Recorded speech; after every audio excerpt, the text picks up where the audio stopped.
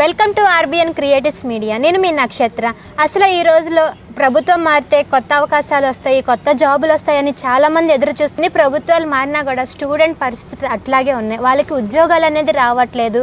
కానీ కాంగ్రెస్ ప్రభుత్వం మేము సంవత్సరానికి ఇన్ని ఉద్యోగాలు ఇస్తామని చెప్పని ఇప్పుడుకొచ్చి ఏది కూడా జాబ్ క్యాలెండర్ అని రాలేదు. దీనిపై మనతో ఒక స్టూడెంట్ ఉన్నారు. స్టూడెంట్తో మాట్లాడదాం. నమస్కారం అండి. నమస్కారం. మీ పేరు? అస్మా. అంటే మీరు మొన్న ధర్నా చౌక్లో ధర్నా చేశారు కదా, అంటే ధర్నాకి మీకు ఫలితం దక్కిందా అంటే అసలు ఒక్క న్యూస్ పేపర్ కూడా మా ధర్నా గురించి మాట్లాడకపోవడం, ప్రస్తావించకపోవడం, అసలు ఒక్క పేపర్లో కూడా న్యూస్ రాకపోవడం చాలా దారుణము. ఇప్పుడు కొంతమంది లీడర్స్ అందరూ ఫోన్లు చూసుకుంటూ అయితే కూర్చోరు కదా, కొంతమంది పేపర్స్ కూడా చదువుతారు. మరి న్యూస్ పేపర్స్ వాళ్ళు ఏం చేస్తున్నారు? కనీసం ఆపోజిట్ పేపర్స్ అయినా సరే ఒక్క న్యూస్లో అయినా కవర్ చేయాలి కదా. ఒక్క దాంట్లో రాలేదు. నాకు అది చాలా బాధ అనిపించింది. అదే అంత భారీ ఎత్తున చేసినాం కదా. ఇప్పుడు నిరుద్యోగుల మధ్య చైతన్యం వచ్చింది. మాకు జాబ్స్ రావట్లేదు, కరెక్టే జాబ్ క్యాలెండర్ రావాలి, అందుకే ఈ మహాధర్నా సక్సెస్ అయ్యింది, చాలా సక్సెస్ అయ్యింది. కానీ అది మనకి ఎప్పుడు తెలుస్తుంది అంటే దాని ఫలితం రేపు తెలుస్తుంది. June 2 కదా రేపు తెలుస్తుంది. రేపు ఒకవేళ జాబ్ క్యాలెండర్ ఇచ్చిరా నిజంగా వీళ్ళు ఈ కాంగ్రెస్ పార్టీ అనేది నిరుద్యోగ పక్షాన నిలబడి ఉన్నారని చెప్పేసి మేము నమ్ముతాం, గాఢంగా నమ్ముతాం. ఒకవేళ లేదు వీళ్ళు ఇట్లే ఎన్ని ధర్నాలైనా చేసుకొని అని చెప్పేసి రేపు మాత్రం జాబ్ క్యాలెండర్ రాకపోతే, ఏ నోటిఫికేషన్ విడుదల చేయకపోతే మేము అనుకుంటాం ఇక సరే మేము ఎన్ని ధర్నాలు చేసినా ఏం చేసినా వీళ్ళకి భయం అనేదే లేదు, వీళ్ళు చేసేదే వీళ్ళు చేస్తారని మాకు కూడా అర్థమవుతుంది. కాబట్టి మేమైతే ఈ నిరుద్యోగుల మధ్య అయితే చలనం వచ్చింది, ధర్నాతో చలనం వచ్చింది. లీడర్స్కి కూడా తెలియకుండా ఉంటుందా? అంత పొట్టు తిట్టినాము, ఎందుకు తెలియకుండా ఉంటుంది? వాళ్ళకు కూడా అన్నీ తెలుసు వాళ్ళకి, కాకపోతే తెలియనట్టు వ్యవహరిస్తారు. వాళ్ళకి టైం వచ్చినప్పుడే వాళ్ళు మాట్లాడతారు. మనకు ఒక వేదిక దొరికింది కాబట్టి మనం మాట్లాడినాము. వాళ్ళకు కూడా ఒక వేదిక రేపు దొరుకుతుంది. ఆ వేదిక రేపు ఆ వేదిక పైన ఏం చెప్తారు అనేదే సస్పెన్స్గా ఉంది. అంటే మీరు ధర్నా చేసే టైంలో మనం మీడియాని కూడా చూసుకుంటే లోకల్ ఛానల్ వరకే వచ్చినాయి. ఎందుకని TV9, NTV ఇలాంటి పెద్ద ఛానల్స్ రాలేదు, అదే లైవ్ పెట్టలేదు. అది చాలా దారుణము. మా సమస్య అనేది ఒక్క నిమిషంలో ఇట్లా చూయించి వదిలేసేది కాదు. అంత భారీ ఎత్తున మా సమస్యలు చెప్పుకునేటప్పుడు అసలు చాలామంది సపోర్ట్ చేయలేదు. మరి ఎందుకో నాకు కూడా అర్థమవుతలేదు. మరి వీరందరూ కూడా ఈ గవర్నమెంట్ పక్షాన్నే మాట్లాడుతున్నారా? నిరుద్యోగులకు ఇంత నష్టం జరుగుతున్నా ఎందుకు మాట్లాడతలేరు అనేది కూడా దౌర్భాగ్యం నిజంగా. ఇంకొకటి ఏంటంటే మా నిరుద్యోగులు కూడా ఇట్లా వీడియోస్ కూడా సరిగ్గా చూడరు. అక్కడికి వచ్చిన వాళ్ళంటే ప్రత్యక్షంగా చూస్తారు, కానీ రాని వాళ్ళు ఉంటారు కదా, వాళ్ళు కనీసం మా వీడియోస్ అయినా చూడొచ్చు కదా. అక్కడ ఏం జరుగుతుంది ధర్నా చౌక్లో, ఎవరు ఏం మాట్లాడుతురు, ఏ నోటిఫికేషన్ గురించి మాట్లాడుతురు, ఈ నోటిఫికేషన్ వస్తే మాకు లబ్ధి జరుగుతుంది కాబట్టి మా నోటిఫికేషన్ గురించి వచ్చింది ఆ ప్రస్తావన, ఇట్లా కూడా కనీసం వాళ్ళ నోటిఫికేషన్ గురించి కూడా వాళ్ళు ఎంక్వైరీ చేసుకోలేని దుస్థితిలో ఉన్నారు నిరుద్యోగులు కూడా. అంటే మీరు ఆ రోజు ధర్నాలో ఒక మాట అన్నారు, ఎమ్మెల్యేని పరిగెట్టించి కొడతాను అని. అవును, అందరు ఎమ్మెల్యేల గురించి. ఎందుకంటే ఫస్ట్ మనము డైరెక్ట్ మనం సీఎంకి ఓటేయాలి రేవంత్ రెడ్డికి. మనము ఫస్ట్ మన ఎమ్మెల్యేలను ఎన్నుకొని మన ఎమ్మెల్యేల నుంచి సీఎంని నిలబెట్టుకున్నాం కాబట్టి సీఎంని అనడం కూడా తప్పు అనిపించింది నాకు. ఫస్ట్ ఎవరిని అనాలి? మన లోకల్లో మనకు అందుబాటులో ఉండే ఎమ్మెల్యేలను మనం క్వశ్చన్ చేస్తే ఆటోమేటిక్గా అక్కడికి పాస్ అయిపోతాయి మన మాటలు. కాబట్టి మన ఎమ్మెల్యేలను మనం క్వశ్చన్ చేయాలని చెప్పేసి చెప్పిన. అట్లా కూడా ఒక్క ఎమ్మెల్యే కూడా స్పందించలే, మా ఎమ్మెల్యే కూడా స్పందించట్లే. మరి అంత మాట అన్నా కదా, అంత మాట అన్న తర్వాత అరే ఎంత బాధపడితే అంత మాట అన్నది అని చెప్పేసి కూడా ఆలోచన లేదు వాళ్ళకి. నేను ఇక్కడ ఉంటున్నా, కనీసం అపోజిషన్ పద్మారావు ఇక్కడ ఎమ్మెల్యే ఆ సార్ కూడా స్పందించలే. మా నియోజకవర్గం దేవరకద్ర నియోజకవర్గం, ఆయన కూడా GMR కూడా స్పందించలే.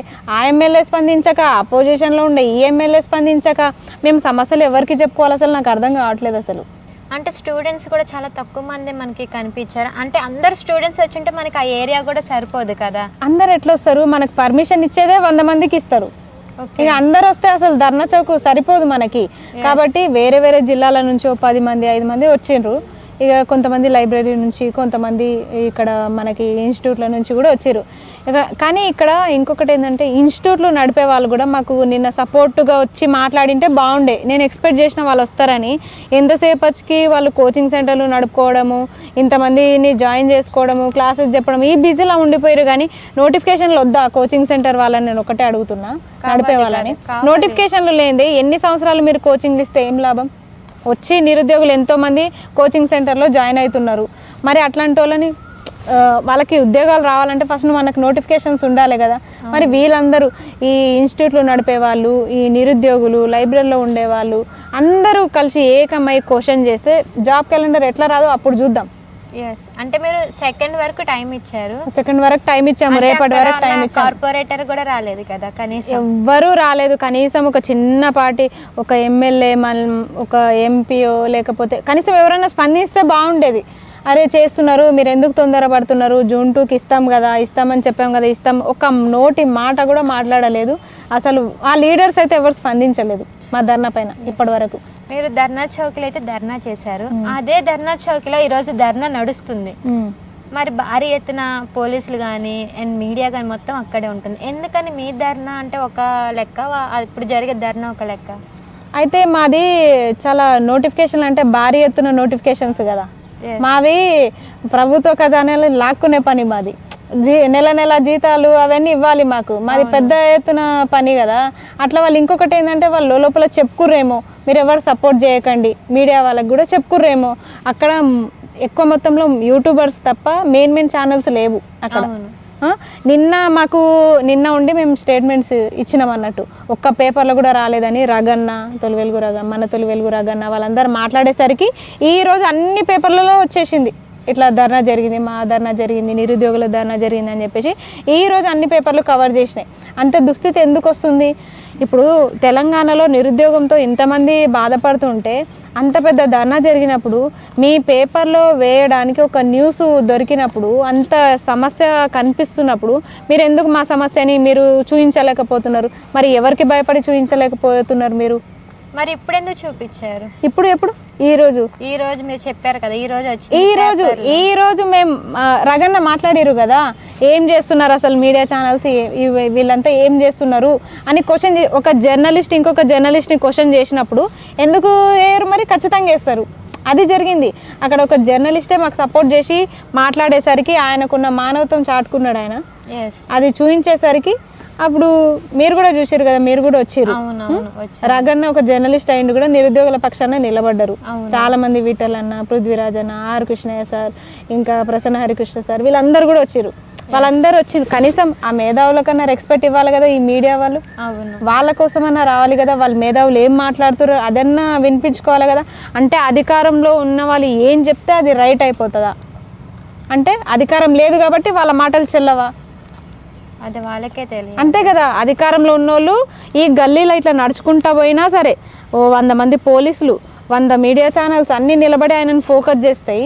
మరి అంతమంది 100ల సంఖ్యలో నిరుద్యోగులు అక్కడ వచ్చి ధర్నా చేస్తుంటే వీళ్ళు చూపించకపోవడం చాలా బాధాకరం. కనీసం ఇప్పుడైనా రేపటి నుంచి ఇంకా ఉద్యమాలు ఉద్రిక్తం అవుతాయి ఒకవేళ జాబ్ క్యాలెండర్ రాకపోతే. అండ్ మీరు ధర్నా చేసేటప్పుడు వాతావరణం కూడా చాలా అంటే బాగా ఎండగా ఉన్నాయి, మనకు వానలు పడేసరికి వాతావరణం కూడా సహకరించాలి. అసలు ఆడ నాకు ఎండ కనిపించలేదు, వాన కనిపించలేదు. వాస్తవానికి అక్కడ ఏం కనిపిస్తలేదు, ఒక్కటే ఫోకస్ ఉంది, మనకి ధర్నా సక్సెస్ అవ్వాలి, అందరి దృష్టిలో పడి ఈ మనకి నోటిఫికేషన్స్ రావాలి, ఈ ధర్నా గురించి అందరికీ తెలియాలి, ఇదే ఉంది నాకు ఎంతసేపటికి, అదే ఉంది మైండ్లో.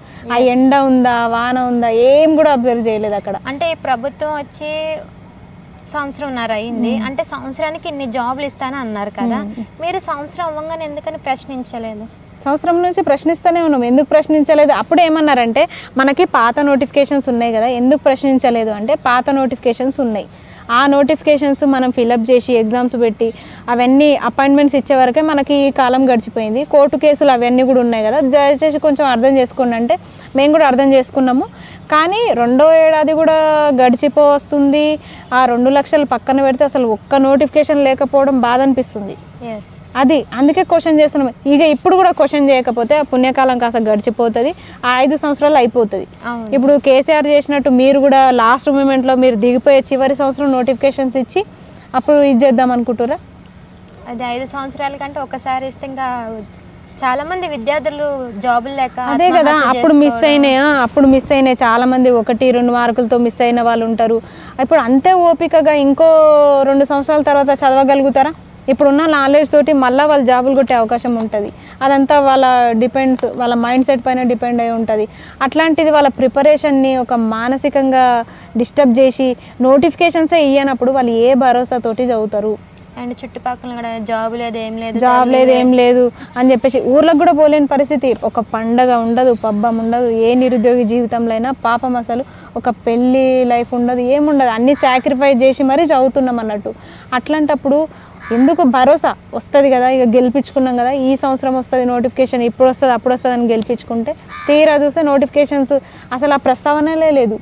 ఆయన సభ పెట్టిండు, ఆయనేం మాట్లాడలే. ఈయన పెద్ద పెద్ద సభలు పెడతారు, ఈయనేం మాట్లాడాడు. ఎవరు ఇంకా ఎవరిని నమ్మాలి, ఏ నాయకుడిని నమ్మాలి మేము? అట్లా అవుతుంది. ఎవరిని నమ్మలేము. మీరే ఒక నాయకుడిని ఎన్నుకోవచ్చు కదా. మేమే ఒక నాయకుడిని అంటే ఇన్ని రోజులు అట్లే ఎన్నుకున్నాం కదా రేవంత్ రెడ్డి సార్ని. మేము ఎన్నుకున్న నాయకుడే ఆయన. కానీ మాకే ఇప్పుడు వెనుపోటు పొడిచే పరిస్థితి. నిరుద్యోగుల వల్లనే గెలిచిన అని చెప్పుకున్న సీఎం ఈరోజు ఆ కృతజ్ఞతా భావం నిలబెట్టుకుంటాడా మరి కోల్పోతాడా అనేది రేపు తెలుస్తుంది. ప్రత్యేక రాష్ట్రం ఏర్పడితే తెలంగాణలో ఉన్న నిరుద్యోగులందరికీ ఉద్యోగాలు వస్తాయని అనుకున్నారు. అందులో వేల మంది అమరులు కూడా అయ్యారు. కానీ ఇప్పుడు అట్లా ఉన్న పరిస్థితి. ఇప్పుడు కూడా అమరులు అయ్యే అవకాశం కూడా ఉంటుంది. అప్పుడు ప్రత్యేక తెలంగాణ రాష్ట్రం కోసం ఎట్లా అమరులు అయినరో ఇప్పుడు ఉద్యోగాల కోసం కూడా అమరులు అయ్యే అవకాశం ఉంటుంది. ఎందుకంటే చాలామంది ఆత్మహత్యలు కూడా చేసుకున్నారు. జీవో 46 వల్ల కానీ డిఎస్సి వల్ల పోస్టులు రాక అట్లా చేసుకున్నారు, చాలామంది చేసుకున్నారు. కానీ అవన్నీ బయటికి వస్తలేవు న్యూస్లు. ఎప్పుడైతే ఇవన్నీ బయటికి వచ్చినాయో ఎంతమంది అమరులు ఉన్నారు అని చెప్పేసి అవి కూడా ఎందుకు బయటికి రానివ్వట్లేదంటే మాలాంటి చిన్న మధ్యతరగతి కుటుంబాల నుంచి వచ్చిన ఒక నిరుద్యోగి ఆత్మహత్య చేసుకుంటే బయట మాట్లాడేది ఎవరు? కనుమరుగైపోతున్నారు. అసలు వాళ్ళు ఎందుకు చనిపోతారో కూడా అర్థం కాని పరిస్థితి. ఏమనంటే అరెస్టులు అవుతున్నాయి. ఇక ఆడపిల్లలు అరెస్టులు అనేసరికి ఊర్లో ఇంట్లో పరువు పోతుంది. ఇప్పుడు ఇక్కడ మనము ఒక న్యాయం కోసం ఇట్లా పోయి ఒకరోజు ప్రొటెస్ట్ అయినాము, అరెస్ట్ అయ్యి కూర్చున్నామంటే అది మనలాంటి వాళ్ళు అర్థం చేసుకుంటారు. పల్లెటూరులో అట్లా ఉండదు. అమ్మ ఆ పిల్లని అరెస్ట్ చేస్తారట, పోలీసులు పట్టుకుపోతురట, జైల్లో పోతుందట, ఇట్లా మొత్తం చెవులు కోరుకొని మొత్తం మన క్యారెక్టరే దెబ్బతినే అవకాశాలు ఉంటాయి పల్లెటూర్లలో. కాబట్టి మనము ఈ సిటీలో పుట్టి ఇక్కడ పెరిగిన వాళ్ళం కాదు. ఎక్కడి నుంచో వచ్చి మారుమూల గ్రామాల నుంచి వచ్చి లైబ్రరీలో చదువుకుంటాం, స్టడీ హాల్స్లో చదువుకుంటాం. అట్లాంటప్పుడు మన ఊర్లో మనకు మంచి పేరు ఉంటుంది. అది చెడిపోయి అలాంటి బతికెందుకు అనిపిస్తుంది. అలాంటి తోచని స్థితిలోనే మన గ్రూప్ 1 క్యాండిడేట్ ఒక అమ్మాయి కూడా అట్లే చనిపోయింది. అట్లా అరెస్టు చేయడానికి వస్తేనే మీరు వెళ్ళండి దయచేసి అని కాళ్ళు మొక్కి ఆమె బ్రతిమాలన వినకుండా ఇబ్బంది పెట్టినందుకు ఊర్లో ఇంట్లో పరువు పోయినందుకు ఆమె అట్లా మానసిక వేదన అది భరించలేక ఆమె సూసైడ్ అటెంప్ట్ చేసుకుంది. అప్పుడు మనం ఇప్పుడు చూసుకుంటే ప్రభుత్వాలు మారుతున్నాయి, అధికారాలు మారుతున్నాయి, వాళ్ళు అభివృద్ధి చెందుతున్నారు. కానీ వాళ్ళు ఎన్నుకున్న ప్రజలు మాత్రం ఎక్కడేసిన గంగుల్లో అక్కడే ఉంటున్నారు కొందరు నిపుణులు అంటున్నారు. దీనిపై మీరేమంటారు? 100% అది నిజమే. ఎందుకంటే మనం ఇంతకుముందు బీఆర్ఎస్ని గెలిపించినాము. వాళ్ళు బంగ్లాలు కట్టుకున్నారు, వాళ్ళు కార్లు కొనుక్కున్నారు, వాళ్ళు మంచి లైఫ్ని లీడ్ చేస్తున్నారు. వాళ్ళు అధికారంలో లేకపోయినా ఇప్పుడు వాళ్ళు అదే లైఫ్ని లీడ్ చేస్తున్నారు. అంటే మనం ఇట్లే ఉన్నాం కాబట్టి వాళ్ళు అట్లే పెరుగుతూ ఉన్నారు. పెరిగి ఆ ఆశలన్నీ ఇప్పుడు తింటూ ఉన్నారు వాళ్ళు. ఇప్పుడు వీళ్ళు అదే చేస్తున్నారు. వీళ్ళు కూడా ఇప్పుడు అన్నీ కూడబెట్టుకొని నెక్స్ట్ అధికారంలో వీళ్ళు రాకపోయినా వచ్చినా అవన్నీ కూడబెట్టుకొని తింటారు. మరి నిరుద్యోగుల పరిస్థితి ఏంది? మేము అడిగేది ఒకటే, మీరు ఎంతనైనా తినండి. మీరు రూపాయలో బారన తిన్న ఒక చారణ మందమైన ప్రజలకు పెడుతున్నారా? అదే కదా. ఇప్పుడు మరి హైడ్రా అని కొత్త తీసుకొచ్చారు. దానివల్ల అంటే పేదలు కొంతమంది నష్టపోతున్నారు. కానీ కొన్ని భూములు కాపాడే ప్రయత్నం అయితే అది వాస్తవమే, అది చెప్పడానికి లేదు, మంచి ప్రయత్నమే అది. ఎందుకంటే చెరువుల చుట్టూ అక్రమంగా కట్టి చాలామంది ఆస్తి నష్టం కూడా చేస్తున్నారు ప్రభుత్వానికి. సరే, కానీ అది అందరికీ సమన్యాయం జరగాలి. మీరు ఏమీ లేనోళ్ళని అసలు మొత్తానికి ఇల్లు వాకిలు ఏం లేనోళ్ళు బీదోళ్ళు ఇల్లు కట్టుకుంటే వాళ్ళ ఇల్లు కూలగొట్టడం అనేది అన్యాయం. పెద్ద బిల్డింగ్ కట్టి, పెద్ద కాలేజ్ కట్టి, పెద్ద ఏదైనా ఆఫీస్ కట్టి ఉంటే దాన్ని పడగొట్టండి. కానీ ఏదో చిన్నగా ఒక 4 గదుల ఇల్లు కట్టుకొని ఒక రేకులు వేసుకునే ఇంటిని పడగొడితే వాళ్ళ ఉసురు మీకు తగలదా? అవును, ఎంత కష్టపడి వాళ్ళు ఇటుక పేర్చి కట్టుకొని ఉంటారు. వాళ్ళకి దిక్కు ఉండదు. ఇక ఆ ఇల్లు పడిపోతే వాళ్ళకి దిక్కు ఉండదు. అట్లాంటి వాళ్ళకి అవకాశం ఇవ్వండి, లేకపోతే వేరే ఎక్కడైనా ప్లేసు ఇప్పించండి వాళ్ళకు. ఇప్పుడు ఇందిరమ్మ ఇల్లు ఉన్నాయి, ఒక ఇందిరమ్మ ఇల్లు కొనివ్వండి వాళ్ళకి, ఇందిరమ్మ ఇల్లు చేయండి. అట్లాంటి ఇల్లు కట్టి వాళ్ళకి షిఫ్ట్ చేయండి.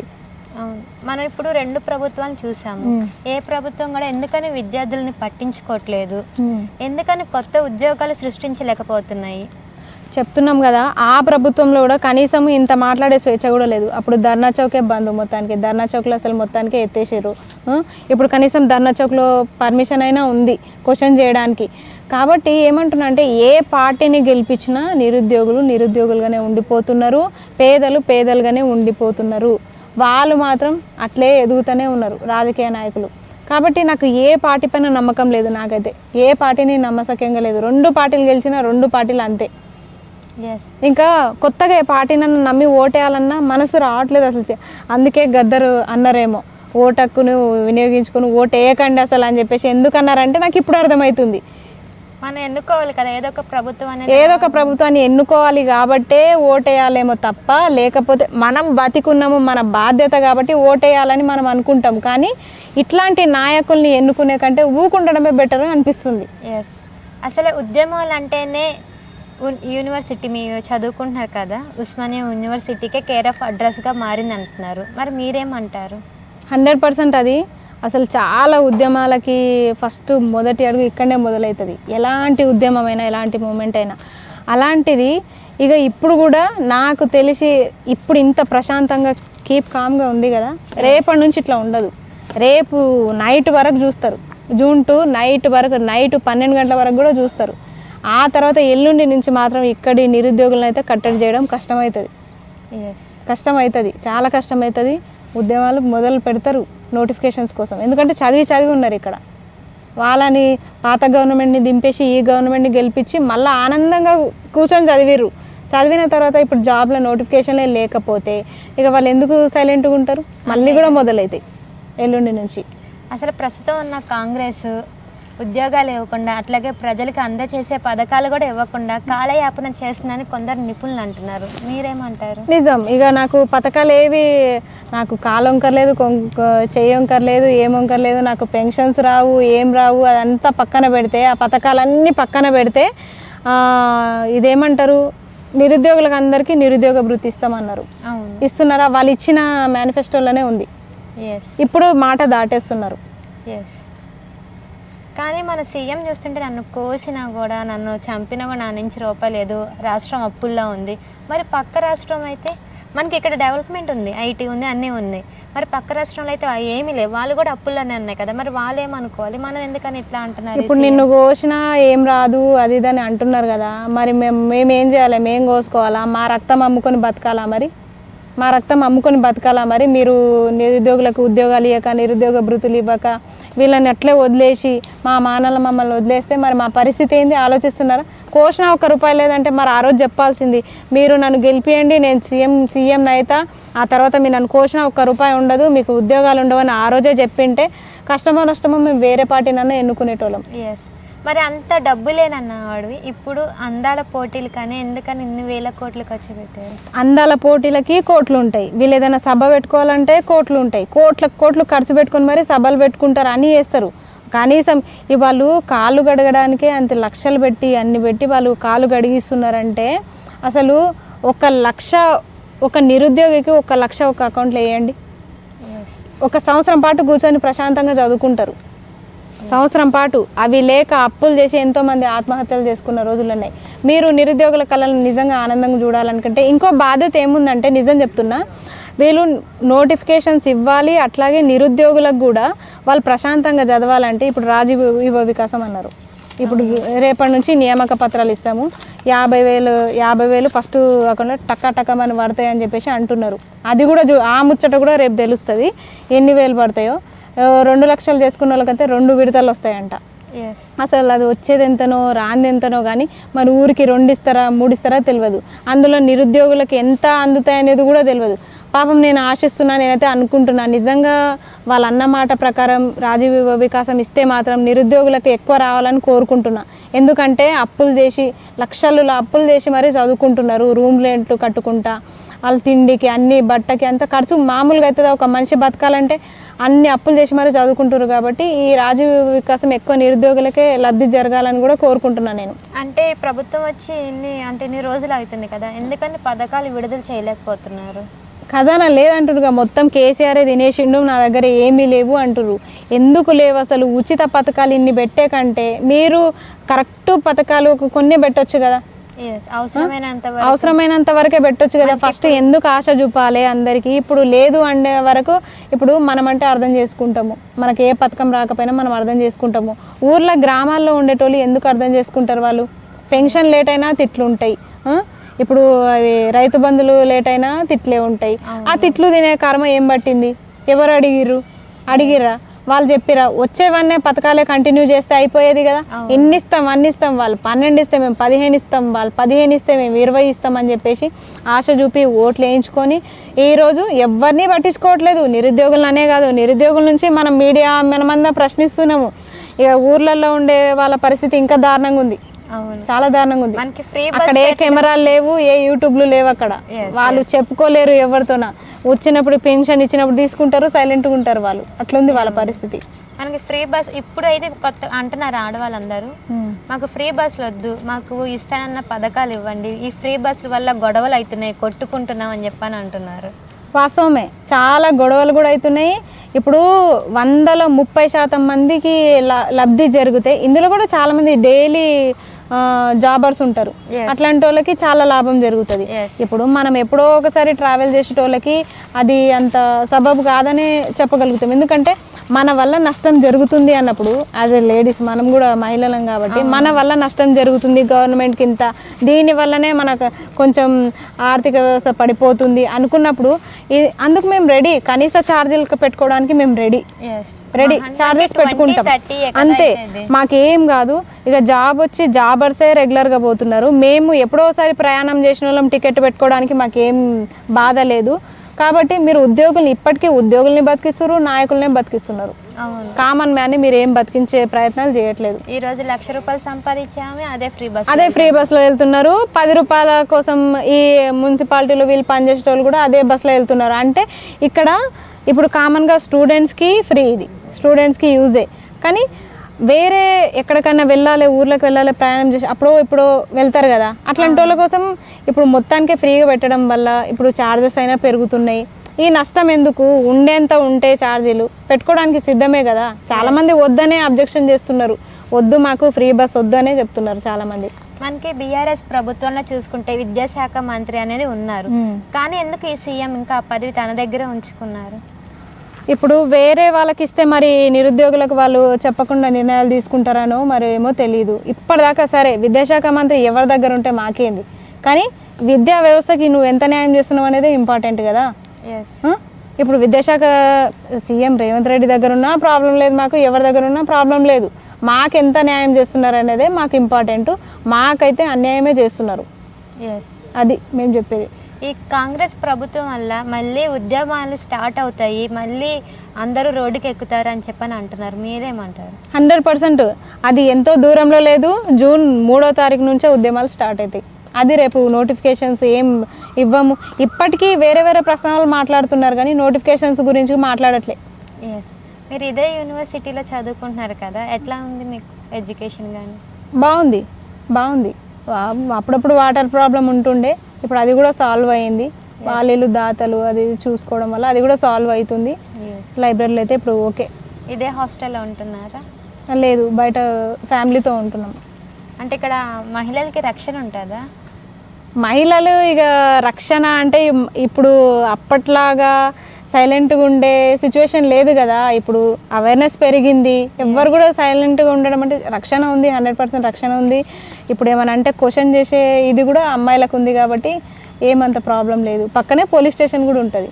ఓకే, అంటే మొత్తం ఇది చూస్తే మనకి జంగల్ లాగా ఉంది. జంగల్ అంటే మంచి అట్మాస్ఫియర్, వాతావరణం, యూనివర్సిటీ కదా, చెట్లు ఎక్కువ ఉంటాయి, స్వచ్ఛమైన గాలి ఉంటుంది, బాగుంటుంది, పర్లేదు. రక్షణ పరంగా ఓకే, యూనివర్సిటీలో సేఫ్. మీ వీడియోస్ చూసుకుంటే మీరు గత సంవత్సరం నుంచి బీఆర్ఎస్ ప్రభుత్వం ఉన్న కాడి నుంచే ఉద్యోగాల కోసం పోరాడుతున్నారు, కానీ ఇప్పటికి కూడా మీకు ఉద్యోగం రాలేదు. వీళ్ళు నోటిఫికేషన్స్ వేస్తే కదా మాకు ఉద్యోగాలు వచ్చేది. నోటిఫికేషన్స్ వేయకుండా మాకు ఉద్యోగాలు ఎక్కడి నుంచి వస్తాయి? లోపల ఇప్పుడు ఆయన పత్తితే ఏం కాదు, ఆయన లోపలనే జూనియర్ లెక్చరర్లని కాంట్రాక్టర్లని అపాయింట్మెంట్స్ ఇచ్చేసి రాత్రికి రాత్రే రెగ్యులర్ చేసేసిండు ఆయన.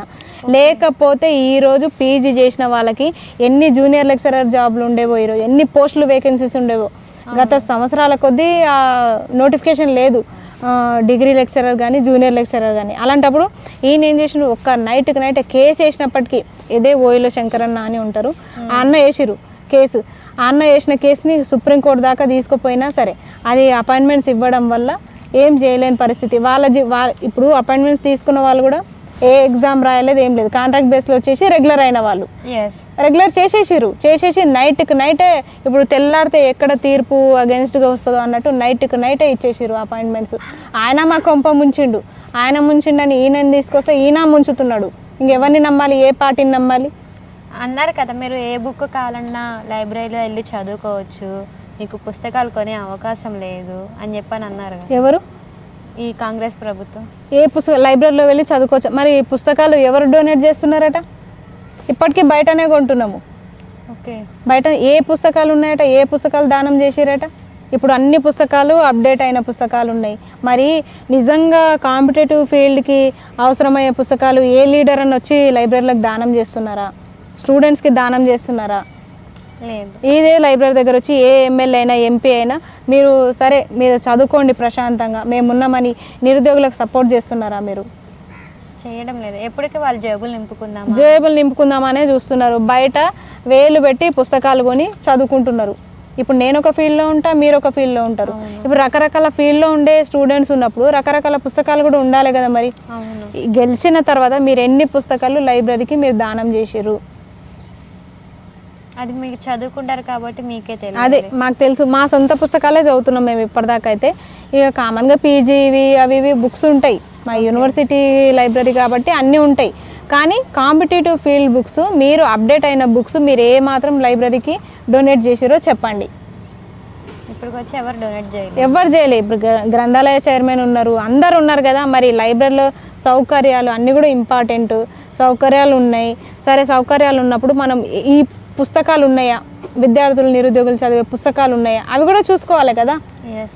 అంటే మీరు విద్యార్థులకి ఏదైనా సమస్య వచ్చిందంటే విద్యాశాఖ మంత్రికి చెప్పుకుంటారు, కానీ ఆ విద్యాశాఖ మంత్రి పోస్ట్ ఇప్పుడు సీఎం దగ్గరే ఉంది. మీరు అంటే వెళ్ళే అవకాశం ఉంటుంది. అదే కదా బాధ. కనీసం విద్యాశాఖ మంత్రి అన్న ఉంటే ఆ సెక్రటరేట్కో లేకపోతే ఆయన ఉండే ఆఫీస్కో వెళ్ళి కలిసేటోళ్ళము. ఇప్పుడు అది సీఎం దగ్గరే ఉన్నందుకు వాళ్ళ ప్లానే అది. విద్యాశాఖ నా దగ్గర ఉంటే నా దగ్గరికి రాలేరు, ఎవరేం నాతో చెప్పుకోలేరు, అది అక్కడక్కడనే ఆగిపోతుంది అని చెప్పేసి పెట్టుకున్నారేమో, అట్లా అనిపిస్తుంది ఇప్పుడు మాకు. చివరిగా మీరు ప్రభుత్వాన్ని ఏం డిమాండ్ చేస్తున్నారు? రేపు June 2 కాబట్టి రేపు ఖచ్చితంగా మాకు జాబ్ క్యాలెండర్ విడుదల చేయాలి. అన్ని నోటిఫికేషన్స్ తోటి వేకెన్సీస్ ఎన్ని, డేట్ ఎప్పుడు, ఏ ఎగ్జామ్ ఏ ఇయర్లో పెడతారు, ఏ డేట్లో పెడతారు, ఏ మంత్లో పెడతారు, అప్రూవల్గా ఆర్థిక శాఖ ఆమోదం తెలిపిన పోస్టులతోన మాకు జాబ్ క్యాలెండర్ విడుదల చేయాలి రేపు. లేని పక్షంలో June 3 నుంచే ఉద్యమాలు మళ్ళీ మొదలు పెడతాము. ఇప్పుడు మరో తెలంగాణ ఉద్యమం ఎట్లా జరిగిందో ఇప్పుడు జాబ్ క్యాలెండర్ ఉద్యమం కూడా అట్లే మొదలవుతుంది, నోటిఫికేషన్ ఉద్యమం కూడా అట్లే మొదలవుతుంది. ఎక్కడి నుంచి మొదలు పెడతారు? ఉస్మానియా యూనివర్సిటీ నుంచే మొదలు పెడతాము, చిక్కడపల్లి లైబ్రరీ నుంచి కూడా మొదలు పెడతాము. ఇప్పుడు ఈ రెండు నిరుద్యోగులకి బేస్లు అన్నట్టు, కాబట్టి ఇక్కడ స్టూడెంట్స్ కదిలితే ఎవ్వరు ఆపలేరు. కాబట్టి ఉస్మానియా వేదికగా ఉద్యమాలు మొదలవుతాయి June 3 నుంచే. ఓకే, ఎన్ని ఉద్యమాలు చేసినా కూడా ఆయన ప్రభుత్వం కదిలి రాకపోతే ఏం చేస్తాము? ఖచ్చితంగా నేను చెప్తున్నా కదా, మా ఎమ్మెల్యేలను అయితే మేము గట్టిగా పడతాము. ప్రతి నియోజకవర్గంలో ఎమ్మెల్యేల ఇంటి ముందర పోయి కూర్చుంటాము. ఖచ్చితంగా ఏం న్యాయం చేస్తారో చేయండి, మీకు ఉద్యోగాలు ఇచ్చినాం, మేము ఇచ్చిన ఉద్యోగాలు మీకు, మరి మా పరిస్థితి ఏంది? అంటే మిమ్మల్ని అప్పటికి చల్లపరచడానికి 2 రోజుల్లో రిలీజ్ అవుతాయి అని చెప్పని అంటారు. సరే నేను చల్లబడతానేమో, ఇప్పుడు నా లెక్క అందరు ఉండరు కదా. ఇప్పుడు నిరుద్యోగులు కొంతమంది లేరు, రకరకాల మైండ్ సెట్లు ఉంటారు. నేను వింటానేమో, మిగతా వాళ్ళు వినరు కదా, వాళ్ళే వింటారేమో, నేనే విననేమో, అట్లా ఉంటుంది. ఎవరిని ఆపలేరు. నోటిఫికేషన్స్ అప్రూవల్గా నువ్వు రిలీజ్ చేసేదాకా ఎవ్వరు వినరు, అది పరిస్థితి. ఇప్పుడు మన కవిత గారు కూడా 4వ తారీఖున ఉద్యోగం చేస్తున్నారంట, తెలుసా మీకు? తెలిసింది, ఇట్లా చూసినాము. ఇప్పుడు హైలైట్ కదా కవిత న్యూస్, హైలైట్. మా నిరుద్యోగుల న్యూస్ కంటే కవిత న్యూసే ప్రతి ఛానల్, మీడియా ఛానల్ అందరూ కవిత న్యూస్నే పట్టుకున్నారు అన్నట్టు. మీరు ఉద్యమం చేసిన రోజు నా అదే ప్రెస్ మీట్ పెట్టింది, ఆ రోజే మొత్తం మెయిన్ ఛానల్స్ అన్నీ అక్కడ ఉన్నాయి అన్నట్టు. మా ఉద్యమం మెయిన్ కాదు వీళ్ళకి, కానీ మా నిరుద్యోగుల సమస్య మెయిన్ కాదు. వాళ్ళు నేను చెప్తున్నా కదా, ఒక పొలిటికల్ లీడరు ఇట్లా నడుస్తున్నాడు అంటే కూడా ఛానల్స్ అన్ని ఫస్ట్ 1 గంట ముందు పోయి నిలబడతాయి అన్నట్టు. వాళ్ళు అంతే కదా, అక్కడ ఏదో చేస్తున్నారు, ఇక్కడ ఏదో చేస్తున్నారు, అట్లా ఉంటుంది. విన్నారు కదా ఉద్యోగాలు లేని వారి బాధ.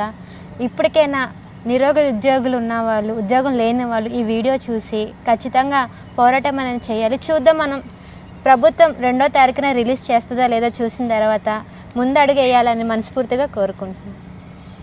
ధన్యవాదాలు.